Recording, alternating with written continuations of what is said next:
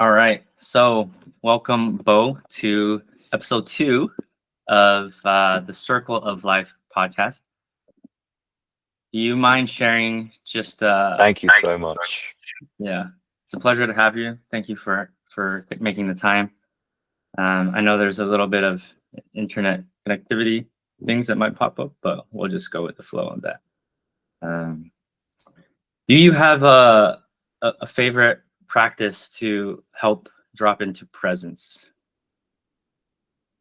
Mm, yeah, um, great question. I have a favorite practice.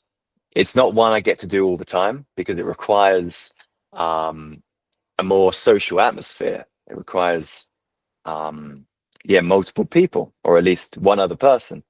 But a few years ago, I discovered contact improvisation, and it's a form of um, improvisational dance. So it's a freestyle, but it is it requires you to really drop into that state of presence because you're not just dancing to the music. Um, Usually, when you dance, the music is the biggest environmental factor. It's the thing that you often follow rhythmically and the movements of your body. And you take it as your lead, you take it as your inspiration. With contact improvisation, you also take the other people you're dancing with as part of that environment, part of that stimulus. And so for me, it really drops me into that state of presence because you can't have multiple things going on in your mind when you are creating this story, when you're creating this conversation with another person through movement and through dance. So for me, it's just that perfect combination of getting into my body, but also that social connection with another human being. For me, that puts me into such a state of centeredness and presence. And yeah, there's nothing quite like it.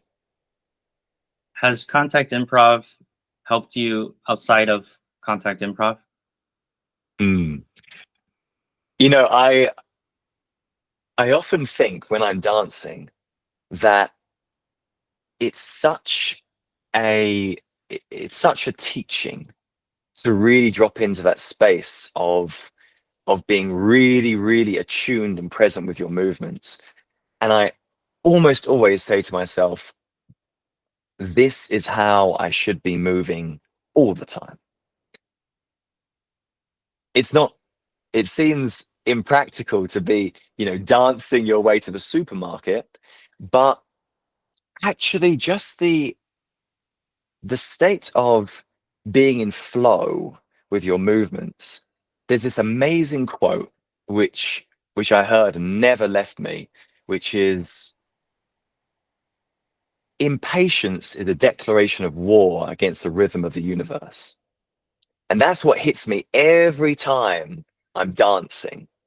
And every time at the end of a dance, this is what I remind myself when I go back into the real world, that there's a flow to our movements as the moments of our day pass one by one. There's a way that sometimes we are kind of pushing against it, especially when we live in a busy city. We're pushing against to try and strive to get somewhere quicker or get more or make the most, squeeze all the juice out of our time. And I think something like dance teaches us that flow is so important in our lives, where we, instead of rushing or even holding back, we move to a particular rhythm that somehow keeps us centered, present, and just in a state of this nice energetic balance throughout our day. So that's definitely a way that contact improv has taught me how to move in my day-to-day life.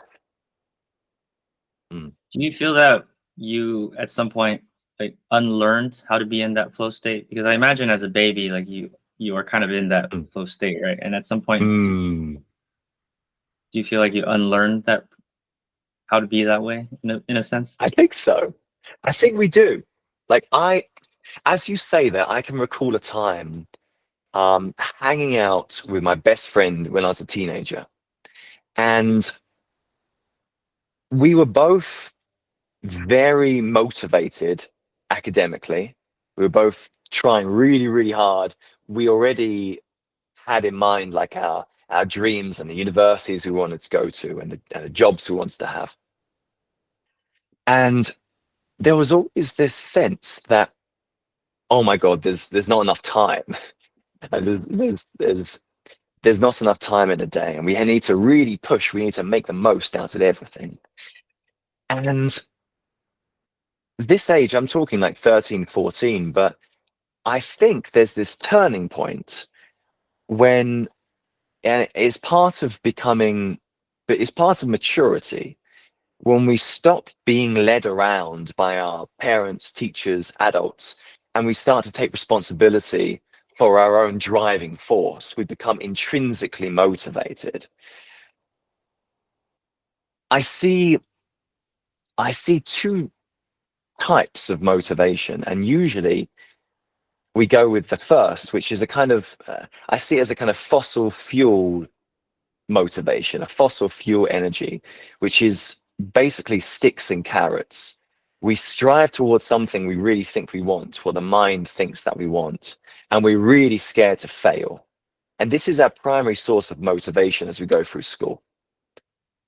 And it's only later on when we, after years and years of this kind of, beating ourselves to pursue, to strive after our goals and terrified of not reaching them, it's only years later that we start to, usually because of some burnout or some overstress, some overthinking, we begin to look for a different way of doing things. And for me, that was when mindfulness entered the picture. And I started to become motivated by following not what I want to happen in the future and grasping at that future, but at trying to show up in each moment what my calling and what my path requires of me in that moment. And then that's how I show up. That's how I'm motivated to carry out the things, the activities that I carry out throughout my day. What was the moment, if you had one, where like was it burnout or just some situation that you felt this switch, or that you finally took on mindfulness and started on a new way of living, in a sense? I don't think it was a particular moment in time where I just felt, wow, I need to change. For me, there was always, it's funny to reflect on this now actually with you, but there was always this sense that, oh, something in my mind needs to change. Mm. I think I was always aware that there's something happening in my thoughts which weren't, like, my thoughts weren't quite serving me how they should. For me, mindfulness came into my life at 21. um I was always aware to some extent of the shadows, like the shadows in the closet, which we have some dim sensation of, but we desperately don't want to look at. And for me, I started traveling at 21, and travel gave me some relief from these shadows. But in that relief, I also had the contrast of, oh, wow, this is what it is to be in this state of real kind of lightness and peace and excitement and joy, because traveling for me set me free. But it also gave me that contrast with how I normally live. And I was aware that traveling wasn't a cure, it was a an opportunity to step back and reflect. But it wasn't curing anything. It was just showing me the light in a way, a bit like psychedelics. And so as I got into mindfulness, I began to see, okay, there's the mind's default state, which actually isn't working too healthily. And then there are some practices which I can do to create space between the mind's incessant whirling and chaos and the place of the witness, in the case of mindfulness, the place of centeredness where I can watch this happening and not react. And so I can choose my responses and therefore be the captain of my own ship and not just some you know, some kind of chained the image coming to me right now is like this kind of like as if I'm chained up and hooked to the back of a Jeep going through a mountain road. And I'm just absolutely at the mercy of the bumps and the cliff's edge. Instead of that, I want to be in the driver's seat. Even if the road is bumpy, I want to be the captain of my ship. And that's what mindfulness gives me. Was it how was the process to kind of shift from the default state into the more mindful state that you're in now? Well, how was that journey? Was it a long journey? Was it instantaneous? I would describe this journey not in terms of the past, but in terms of every day, every moment, really. Because even when you reach such amazing states, where you feel absolutely at peace and in serenity, and other times where you still feel that spaciousness, even when there's turbulence happening in the mind, in the thoughts, in the emotions. And that space, you may achieve it one day, and the next day you may fall down on your face again, and suddenly you're wrapped up in the whirlwind of chaotic emotions and addictions, and you completely lost your control. It's certainly over time you train this muscle, but even though you train the muscle, you can still fall flat on your face. So it's really it's I would say the biggest thing is shifting the way that you live, the way that you harness your discipline and cultivate your mindset. And this is something which builds over the days and the years. But you never truly like, oh, I'm enlightened now, or I'm the captain of my ship now. You just expand the consciousness, and that doesn't mean that now all I see is light. You actually, as you expand this map of consciousness, you get a more clear and accurate and truthful view of your own strengths and beauty and qualities, and your shadows and the things you don't want to look at, and the things which you learned from your parents and the adults around you that you would rather not have inside you, but they're there. So it's a journey which is always ongoing, but over time you cultivate and train this muscle. And yeah, that's how I see this journey. Do you still keep in touch with that friend of yours who at 13, 14 kind of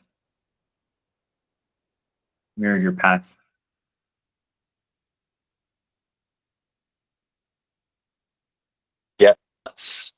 Yeah, yeah, he's still one of my very closest friends. Um, and yeah, yeah, it's interesting to reflect on our differing lives, but I think the same can be said when I can compare my life to anyone else who grew up in my town. It's been I've somehow been slingshotted on a very different trajectory over the last 15 years to anyone who grew up in the town I grew up in. So is he kind of still in that traditional trajectory? Yes, he is very much in a traditional, he has his wife, his kids, his job. But Nev is very, very, very happy. And like thinking about, when I was younger, I've been traveling. I could say I've been traveling for 15 years. And when I was younger, in my early 20s, and I was traveling and having all these incredible experiences and seeing these things and meeting these people, and that you never even dream of growing up in a like a town, in Essex in England.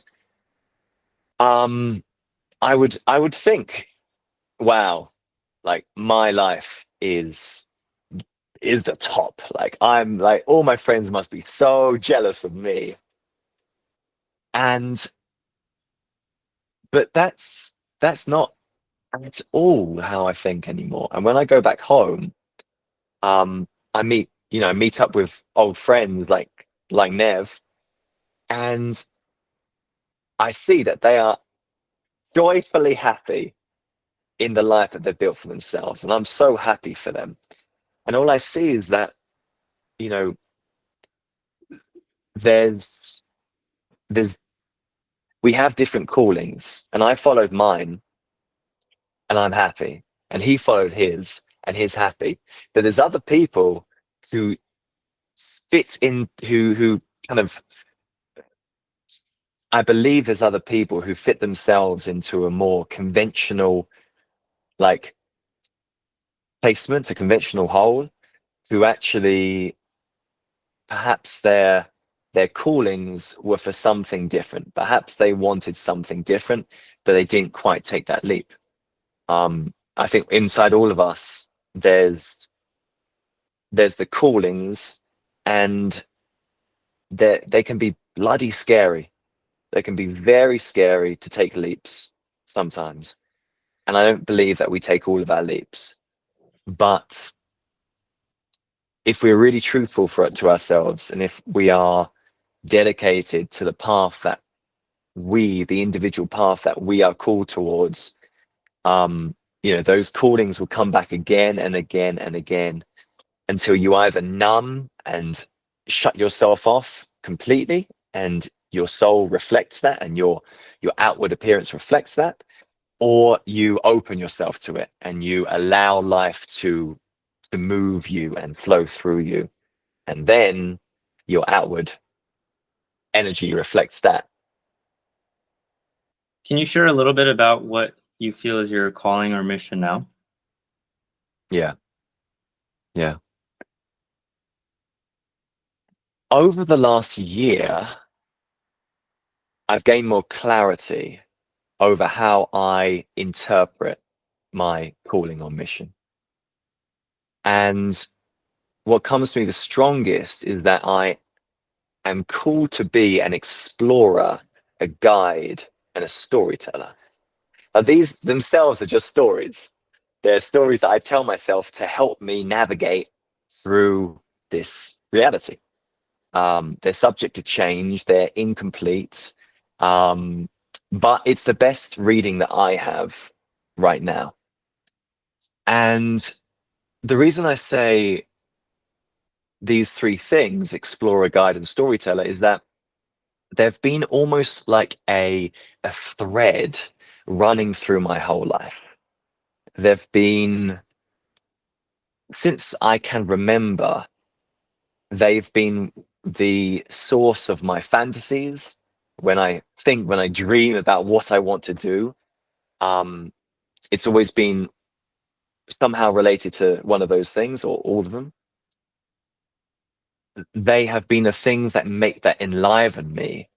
They've been the things that make me feel that I'm in the most service, that I'm doing that thing I'm meant to be doing.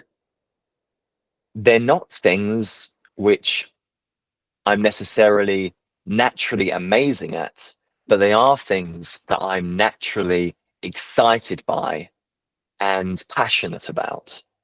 And with that passion, that's the fuel that you can use to get closer and closer to mastery. And so I see that as my path right now, to get closer and closer to mastery in these things. What is the story that is resonating most powerfully for you right now? Let me feel into that.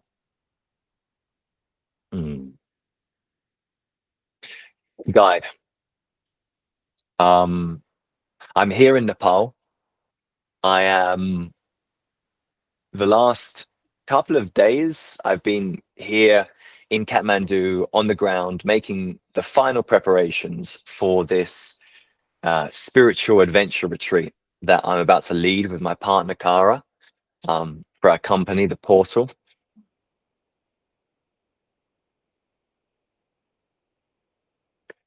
And it is, it's going to be people flying from all over the world to come here. Some of them have traveled widely, some of them, and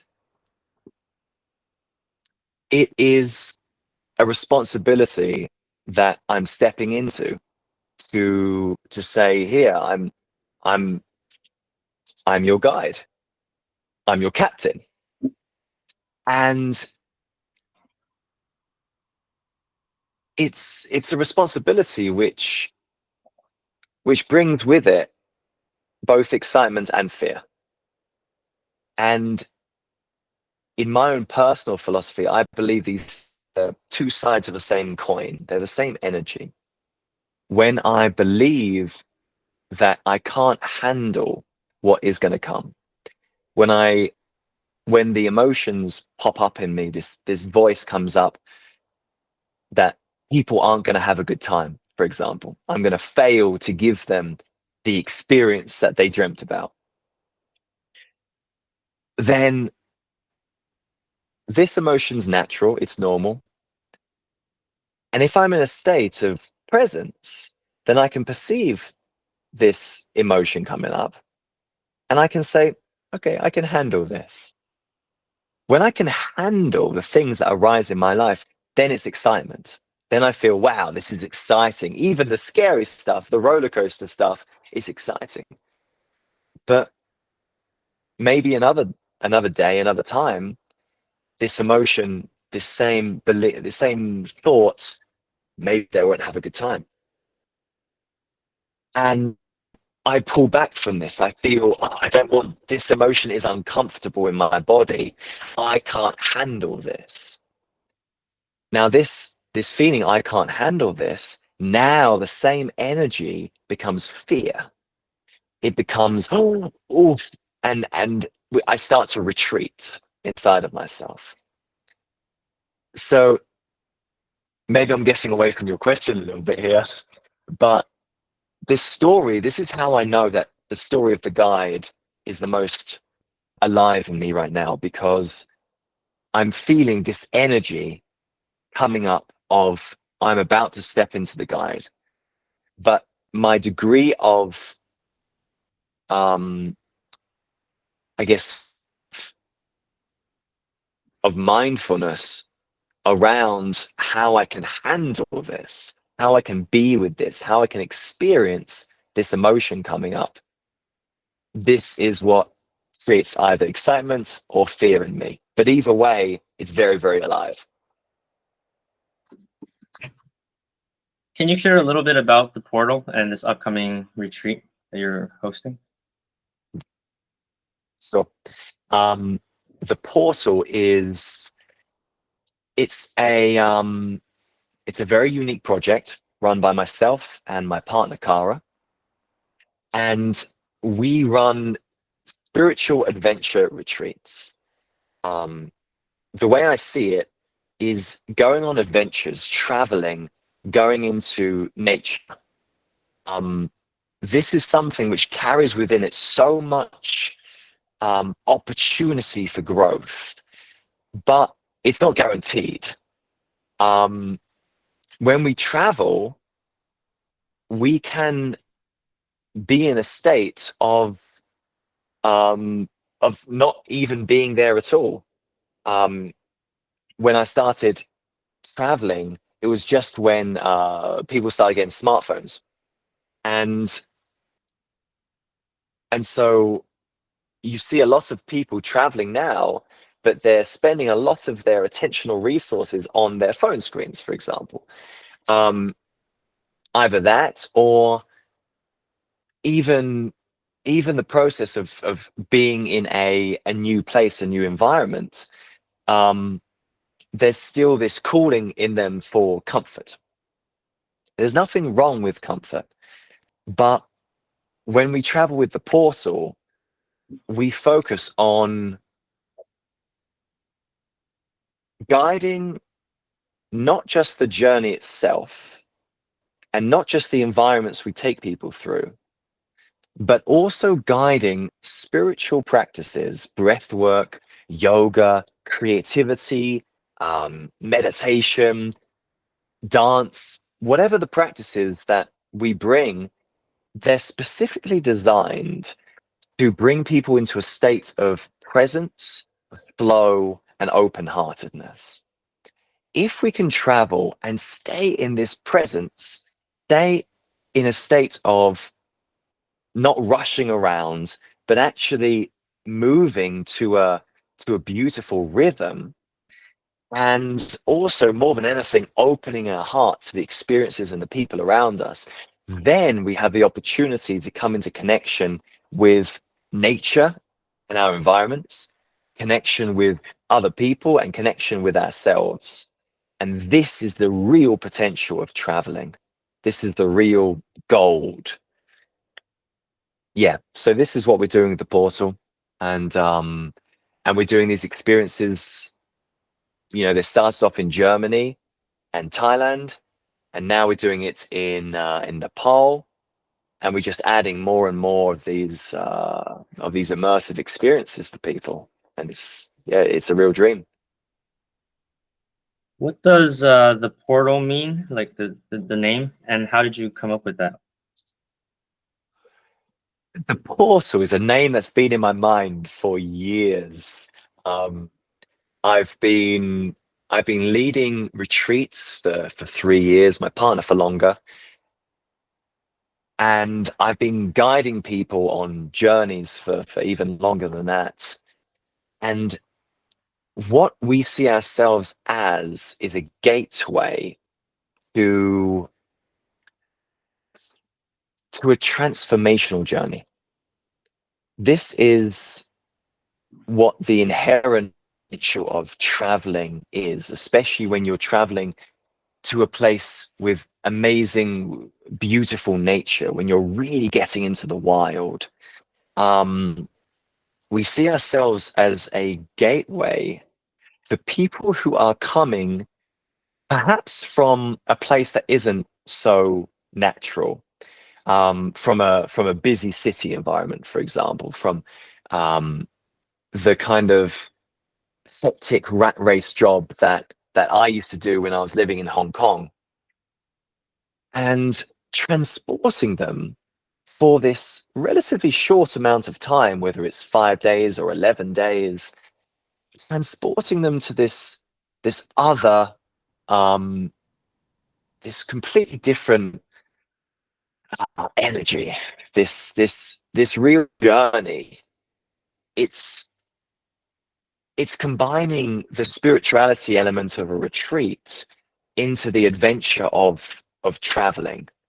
And so it's really like a portal itself is a doorway into into a journey into the unknown.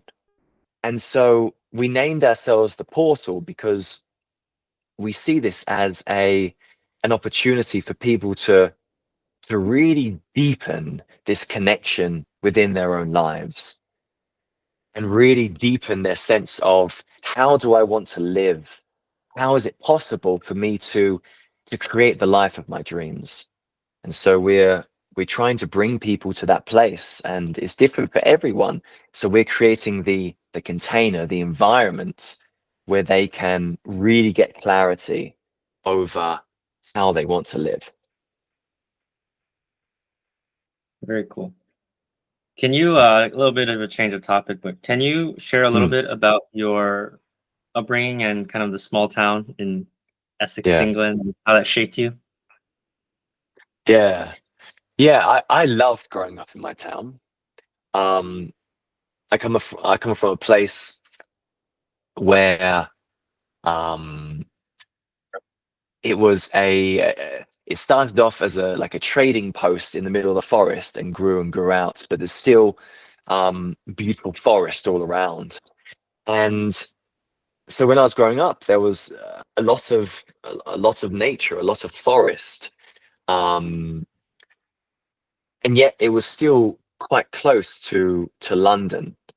And so we were kind of in this strange space where it's, on one hand, feels like a small town, quite homogenous. Everyone kind of looked like me. Everyone had like did the same things. We all played football. We all played rugby. Um, we all went to the same church. And then, especially as you grow up and when a teenager, there's this cultural sledgehammer of London and everything it has to offer in every single conceivable way. Um, that was, yeah, when I was a teenager, I started to travel on my own, and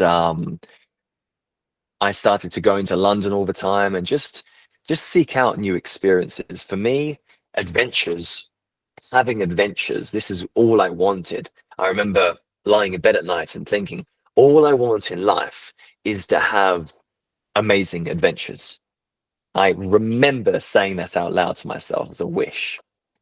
And so I think that it had a nice balance of community, of really seeing what real community is in the town, but also giving me that opportunity to glimpse the the the beautiful, exciting happenings and art and music and different communities, different social scenes. So for me, it was a great balance of that. I think it gave me a lot. What do you appreciate most about English culture? Hmm. That's a great question. Um, hmm.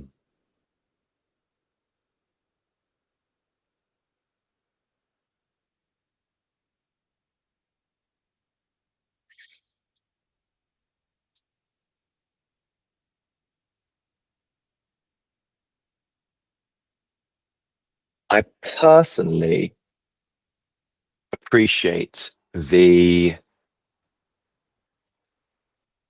warmth that I feel whenever I meet another English person and we crack below the surface. It might not be quite what you're asking, but it's certainly in the English culture to have a kind of, I take almost a polite stance when we meet each other.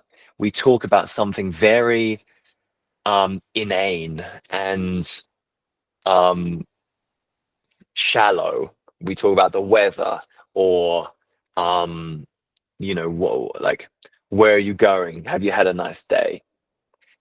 To start with, but as you as you connect and let that mask drop and crack beneath the surface of this facade of politeness, there is such a depth of warmth, brotherhood, sisterhood, and jovial, yeah, friendliness that is, yeah, it's beautiful to me. And so when I meet English people traveling, often it reminds me of home in this really beautiful way. And it's interesting for me to answer this question because most people don't think of English people as being the warmest, but I think that there is a certain English friendliness and English inclusivity, which for me I really appreciate and I really recognize and I really see. Is there anything about English culture that maybe you don't prefer as much? Hmm. Hmm. Um,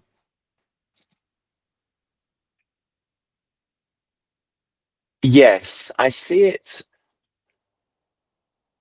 I see it in many Western cultures. There's a kind of like we, and I say we because this is also inside of me. I grew up in this place, so I can certainly recognize these things in me. There's a kind of assertive, like physical dominance, which is expressed through like shouting loud, a boisterousness, a kind of like, especially when alcohol is involved, a kind of like loutish, boisterous, like implicit aggression, which is quite characteristically British. And this is what I see when I see. Maybe this is coming up because I was walking the streets of Kathmandu a couple of hours ago, and you don't have this in Nepal. This isn't part of the Nepalese culture of either sex. You don't really have this in Korea, where I lived. It's different flavor in China.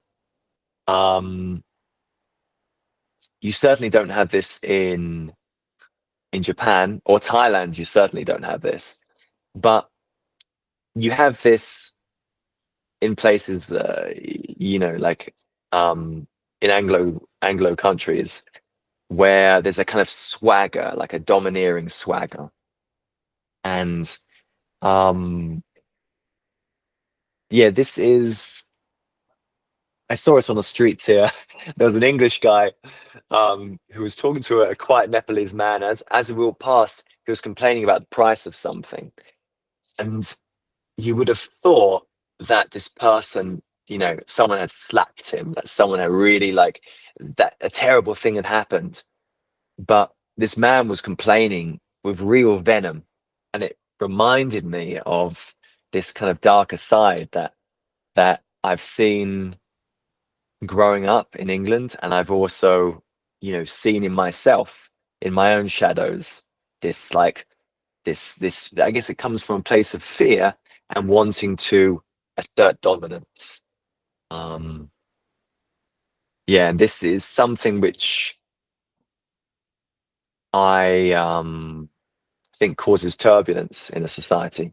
I think it's, yeah, this kind of anger expressed physically um, is something which causes pain ultimately. Where did you say you think it comes from? Mm.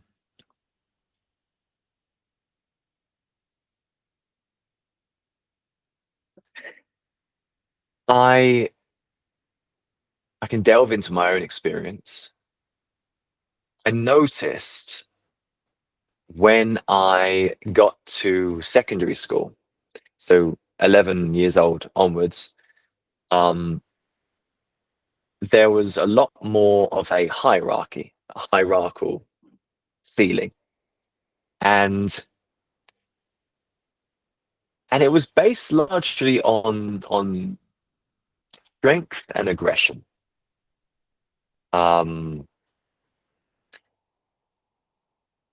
And I believe this is the same for all cultures, but in England, I see the same in the USA. There's a much of Europe really. There's a kind of yes, like within, I guess, male society. I think it's deeply entrenched that there's a factor of maybe we can call it like energetic aggression, of the desire to dominate another person and to have control of that situation. Where it comes from is I think it's a deep part of us as Homo sapiens. I see it as a way that society has always been organized in hierarchy. And perhaps as time has gone on, there are other competing or factors of competition, such as intelligence, wealth, success in other ways, that kind of establish the hierarchy. But the physical dominance is something that's very deep within us. And I think even if it's not used, it's always implicit. If you're standing next to like a big muscular dude covered in tattoos, it's not necessarily like that he has to lay a finger on you. The physical dominance, if you will, is implied, and so it can often be in the background when you have a conversation, when you negotiate something, when you try to come to an agreement about something. I think it's so deep within us, this thing, and it takes, yeah, I think it's something deep in the human mind, but different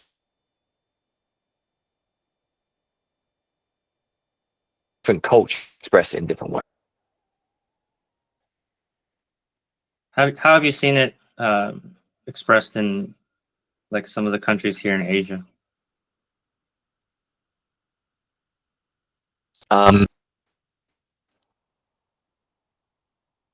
I remember living in Hong Kong, and how it would be expressed is um, very rarely physically, um, mostly through language, shouting, like raising the voice. This is, I think, this is a very common way. It's a kind of like it's especially publicly. It's there doesn't. I think everyone can tell when it changes from like a heated debate into something more like personal. Then it changes the energy. But I see this kind of struggle of dominance mainly acted out through speech, through wanting to be right, through wanting um, to kind of shut the other person up and have them no longer argue.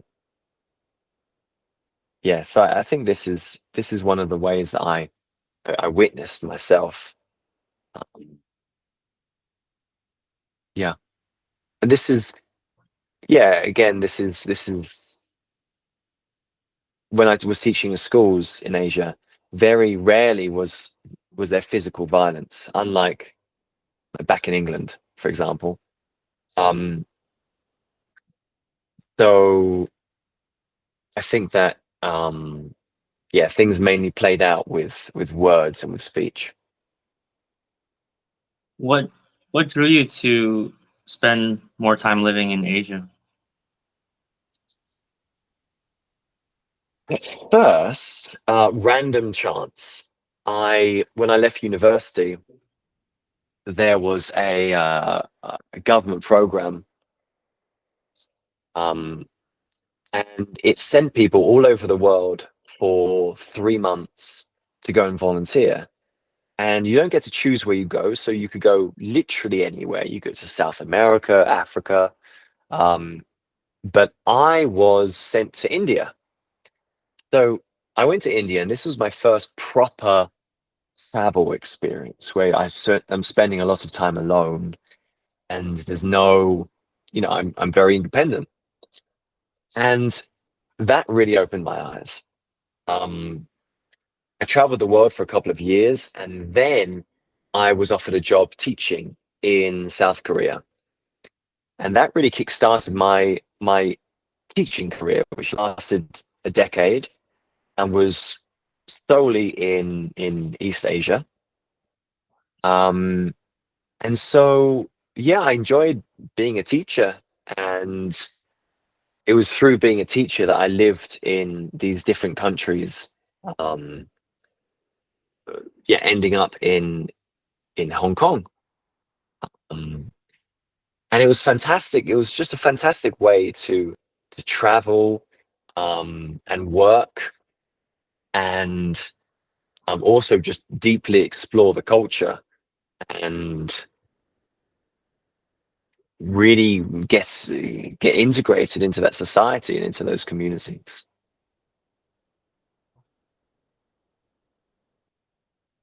Nice. Um,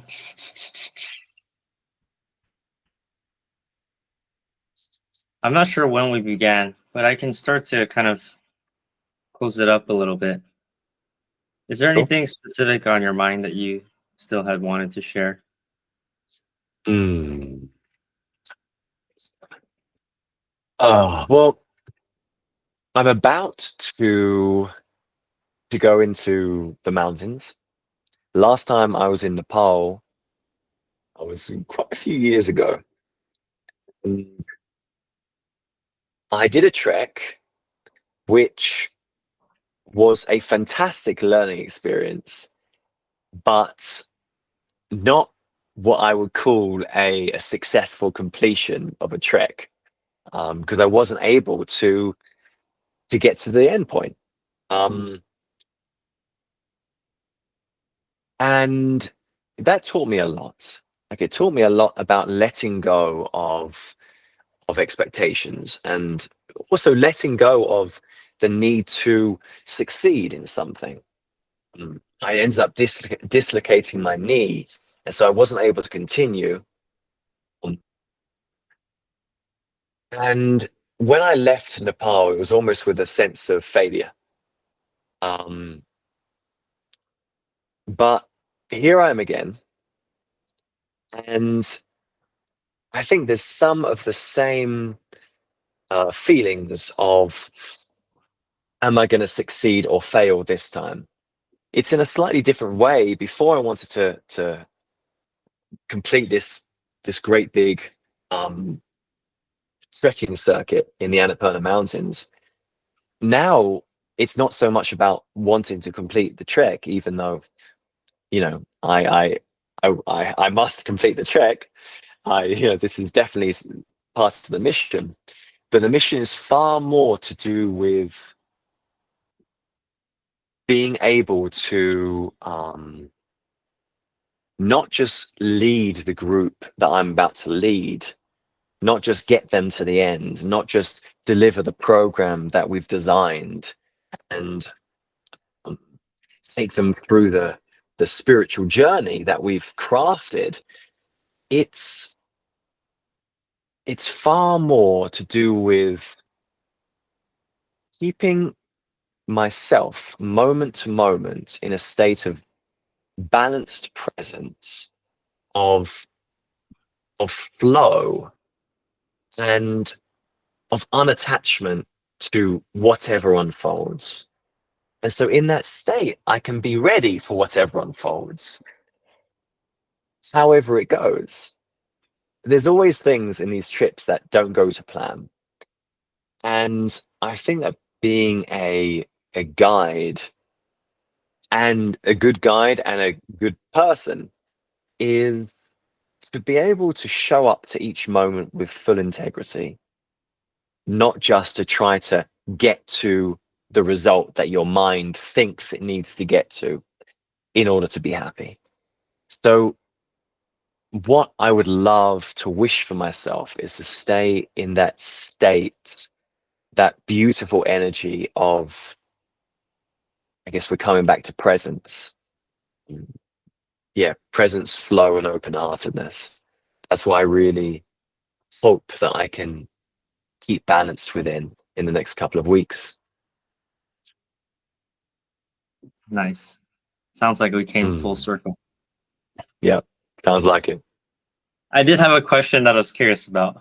Yeah. Is the role of religion in your life? Because I'd heard that you kind of grew up in an environment where you kind of all went to the same church. So I imagine there was a role that religion had played. And could you just speak to how that has shifted, or if it has, over the course of your life?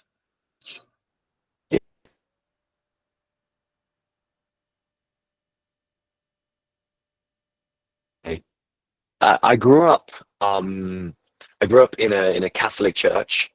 I went to Catholic schools. But left, I was in a Catholic all boys school, and it was, we were taught by priests and things, but it was totally normal. Maybe to some people this wasn't, but to us it was just, my friends and I. This is totally normal to us. And I remember things about this community. When I was 18, I decided, okay, I want to go to university, study philosophy, because my faith is important to me. My beliefs are their source of strength, and so I want to deepen them by studying more about them and other things as well. And in my first year of university, I had completely, by the end of the first year, I would say I completely lost my faith right, in Catholicism. And so for the next couple of years, I would say that I was atheist, even though I did go deeper into philosophy for those years at university, and then spirituality following university, and for the last 15 years.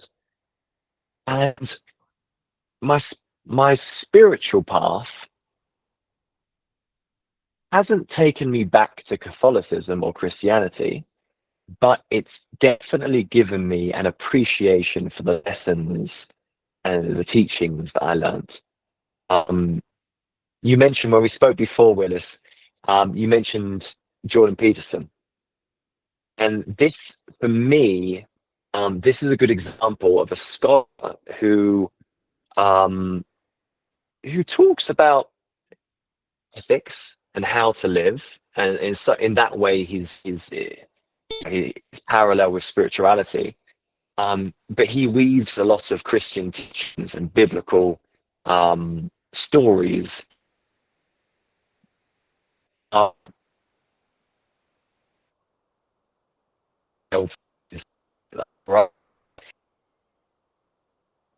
see the wisdom of the Bible now, and I'm grateful for that. And I also appreciate the wisdom that I've learned from Buddhism over all those years of studying to that ideology. And so, yeah, for me, it's formed part of the mosaic that I have now, and I'm always building through these different experiences. Travel has added to it. Different medicine ceremonies have brought something to it. So Does it still play a role in my life? I wouldn't say that I'm a Christian, but I would say I have an appreciation for the lessons that I was given as a child, and now I have the understanding of what direction they were showing me. If you could only give one book as a present for the rest of your life, what book would you choose? If that were the only book that you could gift others. Uh, it's a book that I've gifted so many people, and then I order it again. It's The Wisdom of Insecurity by Alan Watts. I read this every couple of years, and it's really talking about this thing which has for me become what my central personal philosophy, which is the mind always thinks in terms of results, of the things it thinks it needs to have in order to feel better, feel comfortable, in order to feel worthy and whole. But this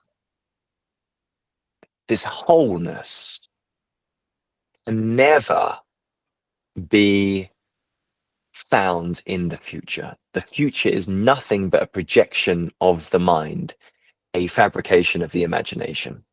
Now, it's useful to have an imagination. It's useful to project into the future, because we need to live day by day and be able to navigate ourselves through the timeline of life.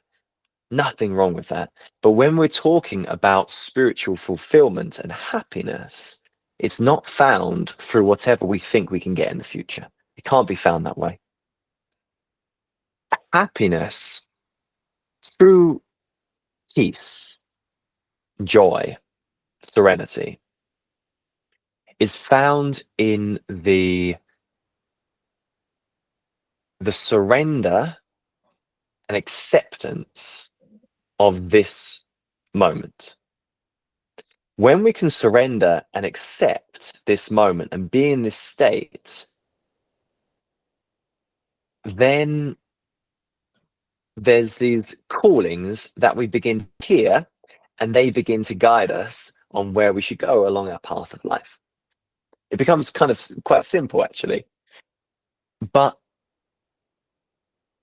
the wisdom of insecurity talks about loosening our not engaging with our mind's incessant need to know where it's going and whether it's going to get there, and to come back to this the power of this moment, the complete peace and acceptance with what is right here and right now. And this becomes our foundation. This becomes our solid ground that we can stand on, and then navigate and move from this place, not this of desperately grasping for something in the future.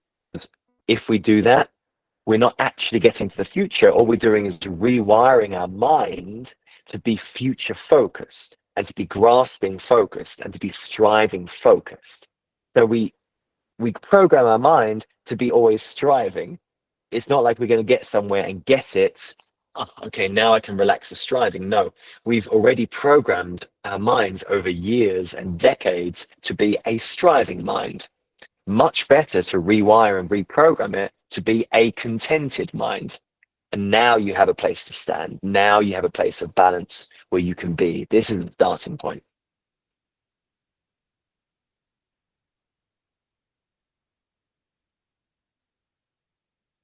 Sorry, there's a little lag there. What advice would you give to yourself from 15 years ago? You were just starting to travel. Wow.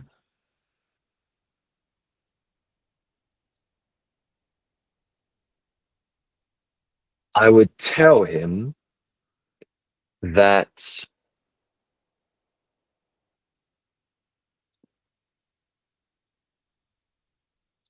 what I think I need to do, to be, to say, to have, to project, to achieve in order to make me feel ah to feel whole, to feel relaxed, to be able to finally relax and be happy with myself and who I am. I would say that this isn't going to do the trick. This isn't going to bring me what I think it's going to bring me. And if I can slow down, if I can weather the discomfort, instead of running away into the fantasy and exciting novelties and shallow pleasures, which temporarily give me a spite against this feeling, the feeling of discomfort, this feeling that we all feel inside ourselves of, oh my God, I don't feel good. How do I make it better? This feeling is what I need to learn. If I'm talking to myself, what you need to learn, what we need to learn to be with, to experience. This is how we become whole, by experiencing and allowing this part of us to be seen, to be held, to be experienced all the way into our bones by us. The more we run away from it, into work, into addiction, into escape, into a phone, whenever we feel this feeling, this discomfort, it might manifest as boredom, it might manifest as jealousy, it might manifest as anger or impatience. This mind's craving will only keep us trapped in the loop of unhappiness. And I would say, allow yourself to descend to that dark, uncomfortable place and be with it, and recognize that it isn't you. This is like a child, it's like an inner child you can't shut away and ignore and push into. You can't lock in another room. To be with it, to allow yourself to be with how uncomfortable it is to have an incredibly unhappy child around you. This is the beginning of coming to peace with yourself. And I would say the sooner the better. The sooner you can start eating your pain, the sooner you can start feeling this poison that's inside of you and letting it come up and process itself. And because you don't want it inside of you. You can't numb yourself forever. You can't plaster it down, suppress it. The sooner we can start feeling our pain all the way to our bones, the better. And you can handle it. You can handle it. Thank you for that. Mm. The last question, so it's from the previous guest. I learned this from Mm. another podcast where they asked a Mm. question for the next guest. So Mm. the last guest asked, what is the thing that you love the most? Mm.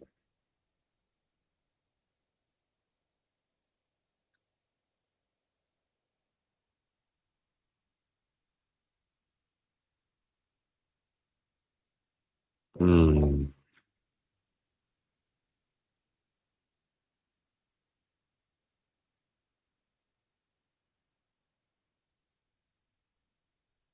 I love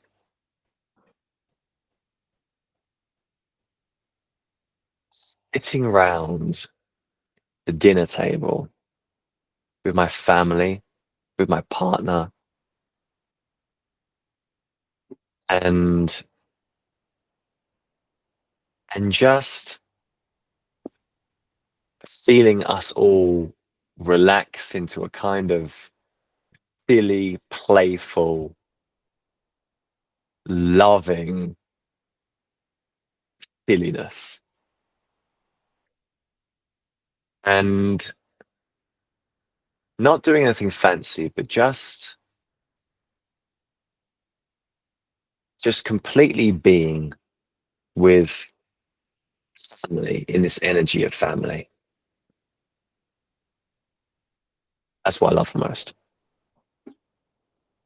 Love it. Mm. All right. Thank you for sharing, and thank you for everything. So that's all I have. Really appreciated a lot of your answers, and a Well, lot for me to also reflect on. So thank you so much for having me, Willis. I really appreciate it. It's been really fun. It's been a really fun conversation. yeah. I hope you enjoyed it. Absolutely. That's Wonderful. all And right. can I ask a question for the next guest? Yeah. We will. I was thinking about to do it after I end the recording. Cool. Done. I'm playing with it. So I'll. Would you like to do it in the recording or afterwards? Whatever you want. Okay. Well, let me try after, and then I'll see how it works. Because the last time I did Sounds in, good. but I'm just trying it. So I'm gonna go ahead and end it now. Sounds good. Cool. All right. Thank you very much.